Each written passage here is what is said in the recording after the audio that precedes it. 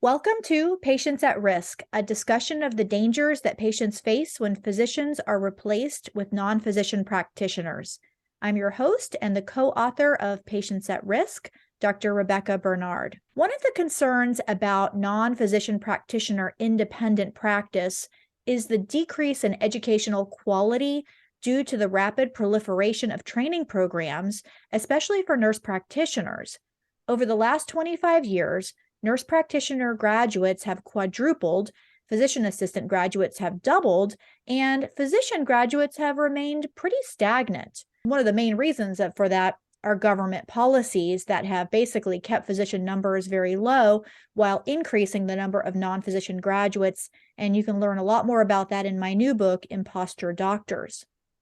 Today, I am talking with Dr. Sara O'Heron. She's a physician that has worked with and trained nurse practitioners and physician assistants really for decades, and she's going to talk with us about some of the changes that she's seen in non-physician quality over the last 25 years. Dr. O'Heron, welcome to the show. Thank you for having me. I'm happy to be here. Start out by just telling us a little bit about yourself and your background. So I've been qualified for over 35 years.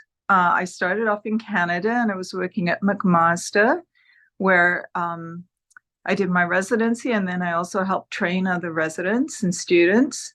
And then I was recruited to the US eventually and started teaching at Emory as an assistant professor, and started teaching there with residents, students, nurse practitioners, and then PAs, and continued on doing the teaching part of it while I was in private practice, which I continue till today. Talk to our audience about what your experience has been in working with nurse practitioners and physician assistants. What changes have you seen since you started your career 35 years ago? Well, obviously, I've seen huge changes, and it's been really concerning. So my first introduction to nurse practitioners was actually when I was in residency in Canada. And when we were doing an outpatient clinic, they had a nurse practitioner there who worked with them. And at first, I really didn't understand the role and had to be educated what they could do. They were able to educate about diabetes and diet. They were able to help people in post-op, explaining what to do to follow up in post-op. And I understood what their role was basically taking time and educating, where sometimes it would be harder for us to have the time and sit down and answer some of the minor concerns or some of the other concerns that patients had. And it made sense because nursing had always been the care of patients in bedside, looking after the details that we were the ones who gave the orders for, and they followed through and explained things more clearly. So I started to understand how to use a nurse practitioner. And our nurse practitioner was actually well educated. She worked with the people in the clinic very closely. She would come and ask us, okay, you did this with the patient. What is it that you're trying to get them to understand and do? And it was a great adjunct role. So what I'm hearing from you is that the physicians created a care plan and made a diagnosis, decided what would be the appropriate treatment, and then your nurse practitioner would help you to make sure that that plan was enacted if it meant helping patients understand what they needed to do, following up on things. They helped you to do your job, and it worked out really well. Exactly. I think people understand the basis of, diabetes. For instance, if we put them on a diabetic diet, instead of us sitting there and explaining for 30 minutes what a diabetic diet is, what their diet is at present, what they're taking in, what is important in calories, etc., we could teach the nurse practitioners, and they could have an outline and they could go through that with the patient. Yeah, it sounds like that was really effective. But that was when you first started out in practice. And then how did you see that start to evolve over time? When I came to the US, and I want to preempt that with saying that nurse practitioners still have the same role in Canada. And they've just started using PAs, and they have very strict rules about how they are used and how they are supervised. So the biggest difference when I came to the US, the first thoughts that I had is, oh, this is monetary based versus resource based. That was the biggest message that hit me, which was very different than I had understood before, very different than what I had worked in. So it took me a while to understand that. And then we had nurse practitioners who were taught in very high standing schools. And while I was teaching at Emory, there was a nurse practitioner training school there. And their basis was fairly rigorous in advanced nursing. They didn't go into the depths of physiology, pathology, microbiology, et cetera, that we have in medicine. They didn't go into diagnosis and how to diagnose, but they went into the nitty-gritties of how to go further than just handing out medicines, being administrators on wards. These are people who wanted to care for patients and give more education. That was the basis of what they were doing, and that was the role. They were to be an extender of the physician, and they worked very hard, and the roles were very delineated. When PAs came in, the PAs were similar. The only difference was that they were more of the medical model, meaning that they could come in and make the more simple diagnosis. And I say simple in parentheses because nothing is simple in medicine. For instance, people say, well, they can look after coughs and colds. But what if somebody walks in with a cough and really they have severe pneumonia, they have pulmonary embolus? Those are the things that you have to have an eye for and understand the difference between someone being really sick and someone being just mild. That's part of what their training was to differentiate between, okay, could this person be really sick? And go to the physician and say, please come and see this patient.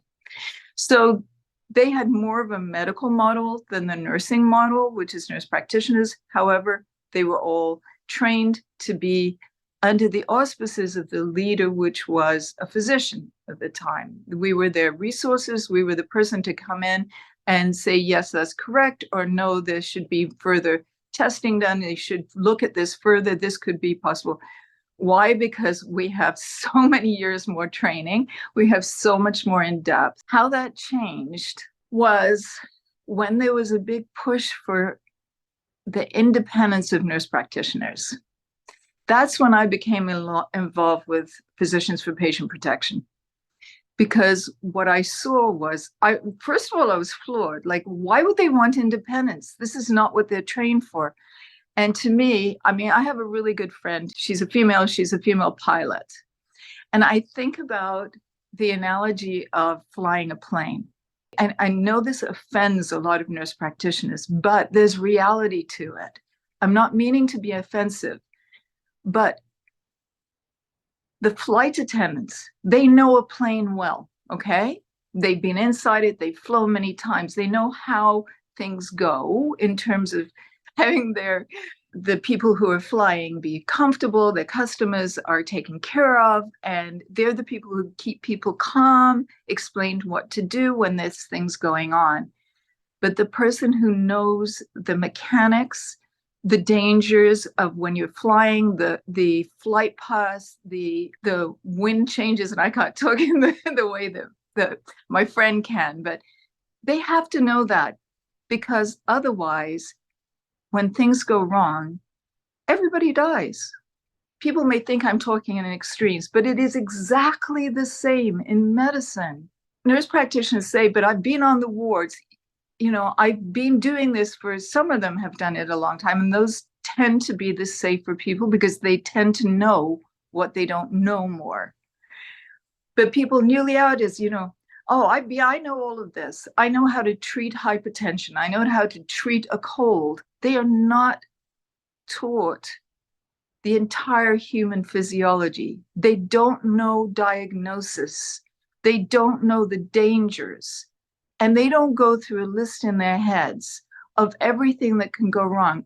Our training is, the basis is the Hippocratic Oath, non nocere, do no harm. They don't have this in their training. They don't have the sense of my expertise, my knowledge is going to either save or kill this person, literally. That's why there's sort of the analogy to the flight attendants. Would anybody want to go on a plane where a flight attendant with years of flight attending experience flew the plane? Obviously not. They don't have the training. Would anybody want to go into court with a paralegal who has not studied the eons of books that you have to study, the years that you have to study to really understand law? You always want the best lawyer, right? And having said that, there are good physicians and there are physicians who are not so good. We're human beings. Obviously, in every profession, there's good and there's not so good.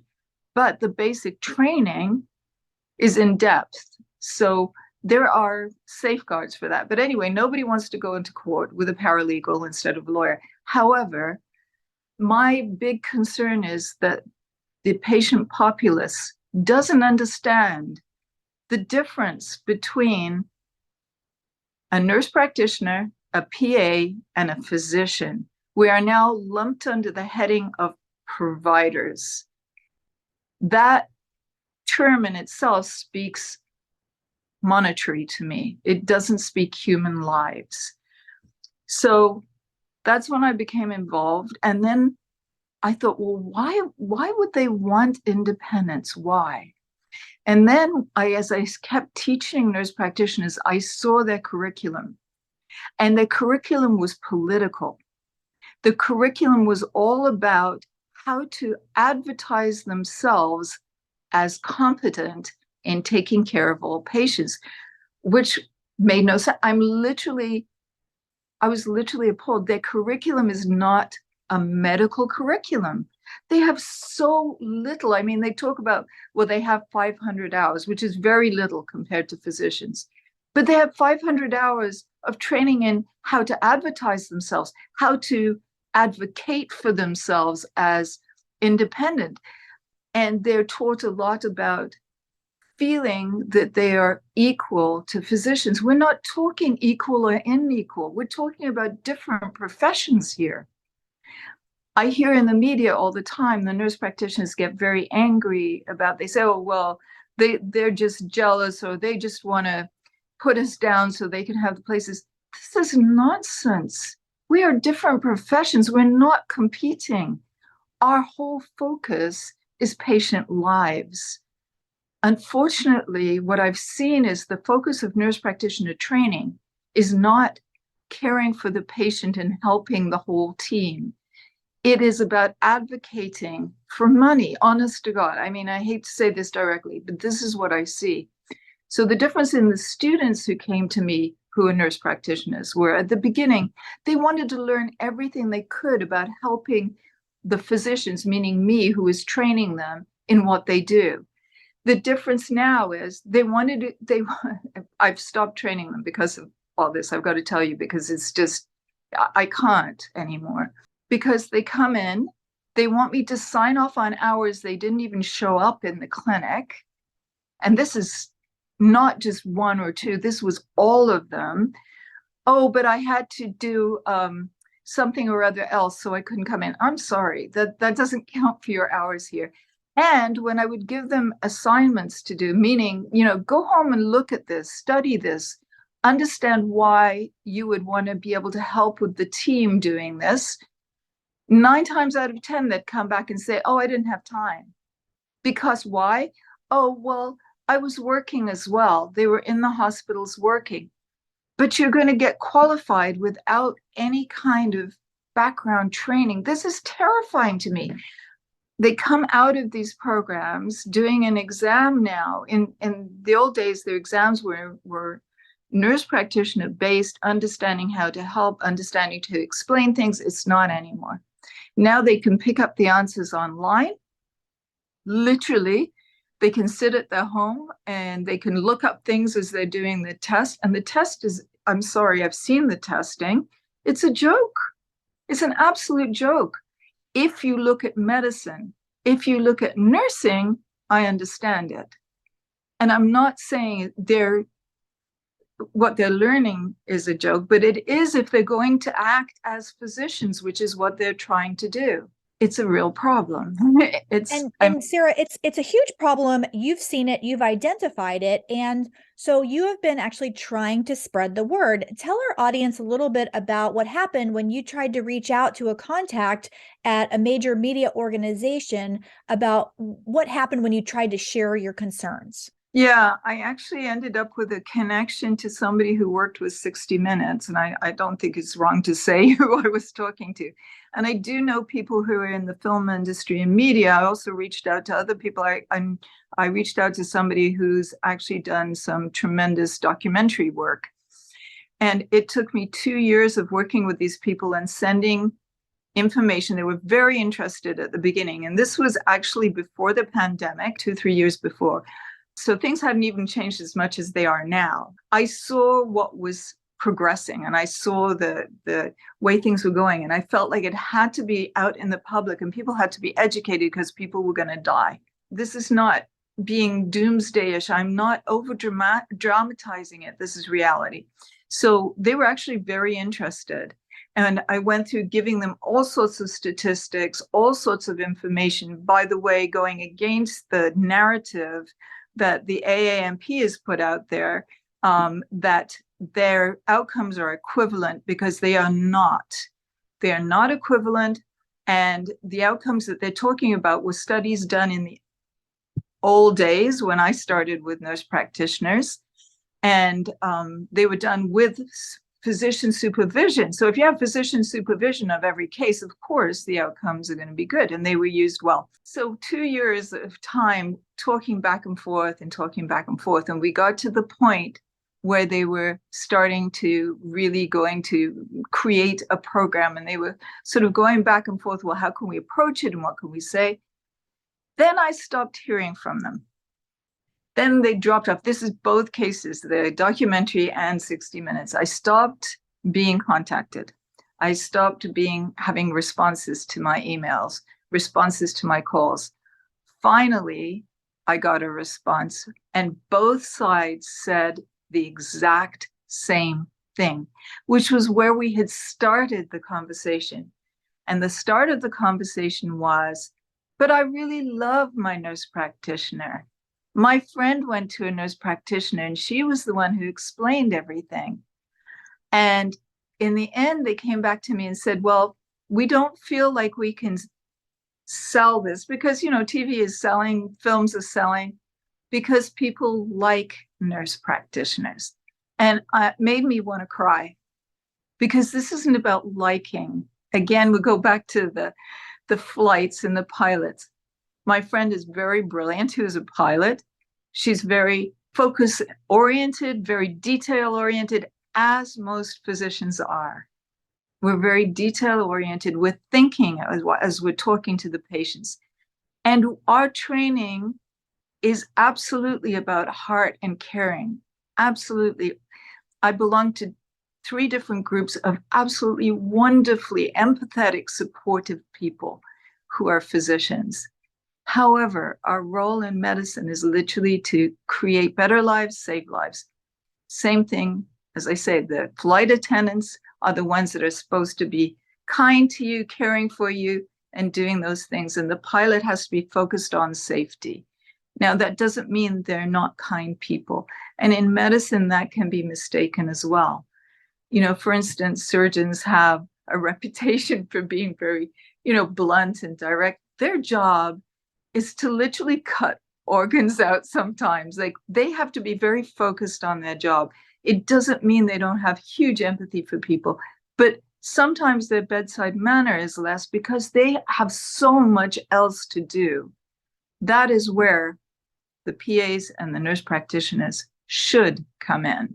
Yeah, I just wanted to read a little bit of this letter that you shared that came from one of your contacts at one of those organizations. It was so interesting because they wrote that they understood where you were coming from, and they said, I really always have your story in mind because it is not only interesting, but very disconcerting.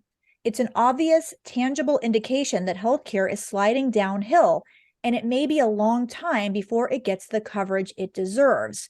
But then they go on to say, but I also understand why the traditional media is balking at it. The story is critical of nurse practitioners, And people don't want to have their confidence in their healthcare providers undermined. So that's one.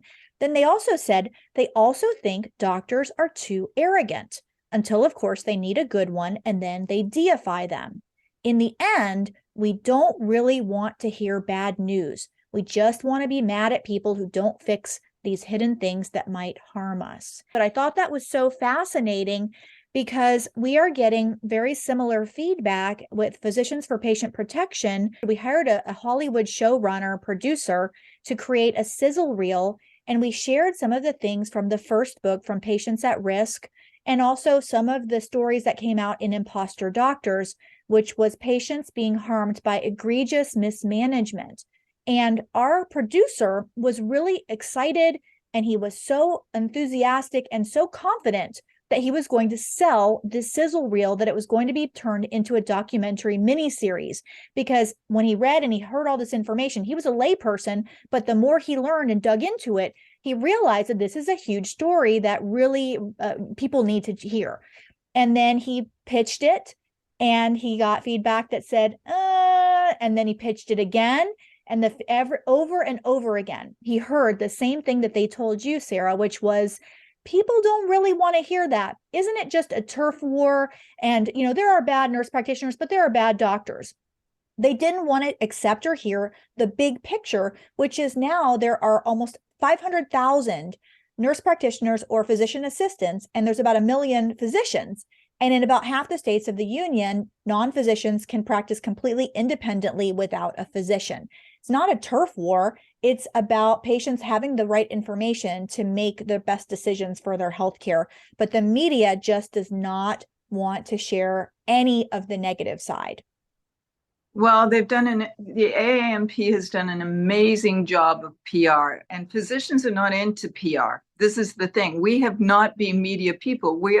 We're people who do our job diligently and work incredibly hard, which is another thing. I could go on about the nurse practitioners, saying I'm working so hard when they're seeing only 20 patients in the day and we're seeing 40 to 60.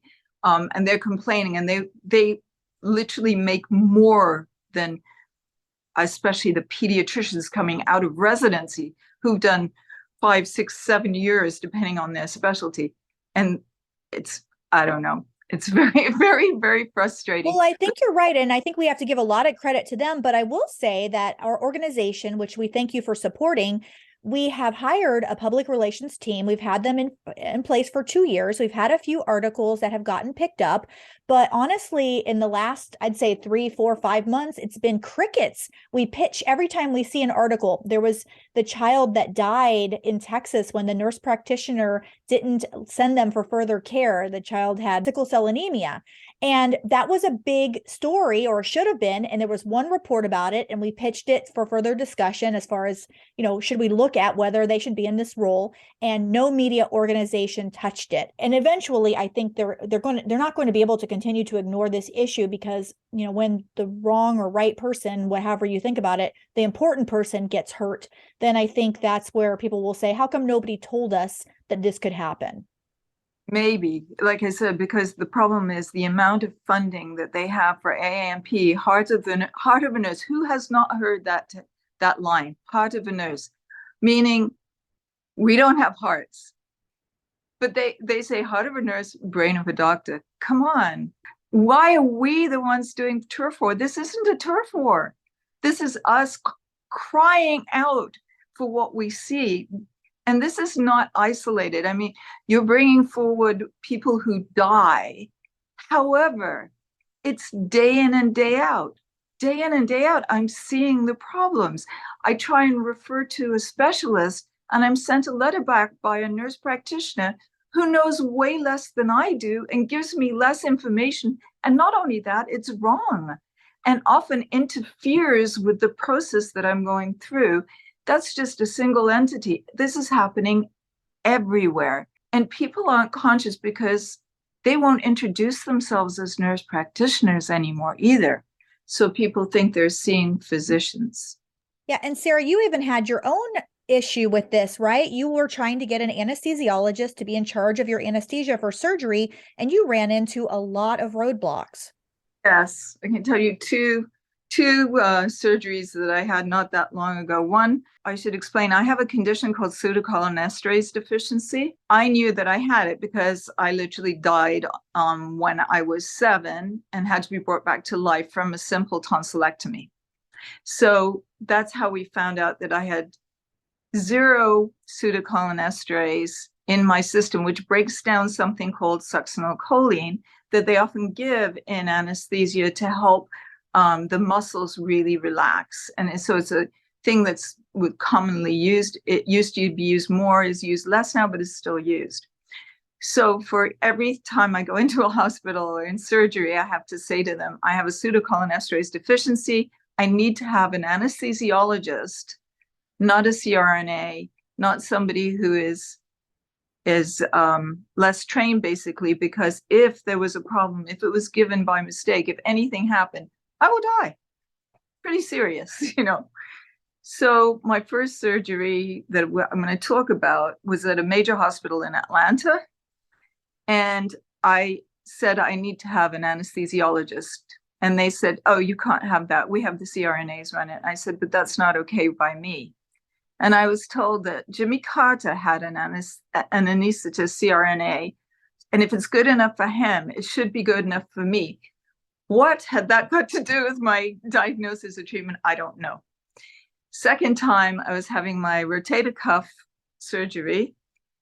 And I went in the day of the surgery. I was there, you know, waiting to get my operation, and a CRNA came in and talked to me, and I said, you know, I have pseudocholinesterase deficiency. I want to make sure I have an anesthesiologist. And she said, well, that's not necessary. I said, well, I think it is, because pseudocholinesterase deficiency is very serious. And she said, well, we give succinylcholine anyway, even if you have deficiency. Yeah. And most people who say they have it don't really have it anyway. And I said, I have an absolute deficiency, which means 0 in my system. And it is a genetic thing. It's in my family. And I would like an anesthesiologist. And she said, well, it won't be a problem, because even if you were going into arrest, the hospital, this was an outpatient surgical center. The hospital is right across the road. This is word for word. And we could get you there. You mean when I'm dead, you're going to transport me to the hospital and they're going to revive me then? So I said, well, thanks for your information, but I'm leaving, because if I can't get an anesthesiologist, I'm not going to put my life in danger like that. So I started to get dressed, and I was coming out, and the surgeon happened to be there. And I said, and he's like, what's happening? And I explained to him what happened. He said, oh my God, no. He said, I'm so sorry. The anesthesiologist will absolutely look after you, and I will talk to that person. But if I hadn't known, if I hadn't had the understanding for myself, this person was so cavalier that they would put me under anesthesia with succinylcholine and not be worried about it. And I may not be talking to you now. And, you know, it's interesting because they call doctors arrogant. And you hear stories like this and you think, you know, this is not acceptable really from anyone, this type of cavalier attitude. You're supposed to be undergoing informed consent for procedures, which means you need to understand the risks, the benefits, the alternatives before you can even agree to undergo surgery. So to be so cavalier like that, it just flies in the face of what is just a typical expectation when you're having a procedure. And this has become more and more and more. I mean, I had a patient, a pregnant patient, who was on multiple psychiatric medicines.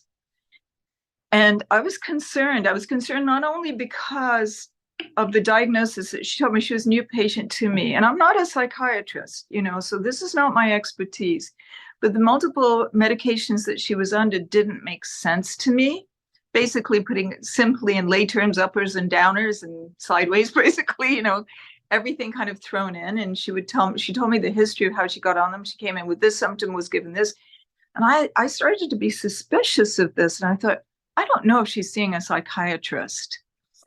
So I said, well, listen, in pregnancy, there's quite a few of the medications you're on that are not healthy and not safe for pregnancy. And I'm not comfortable saying you should come off them. I'm not a psychiatrist.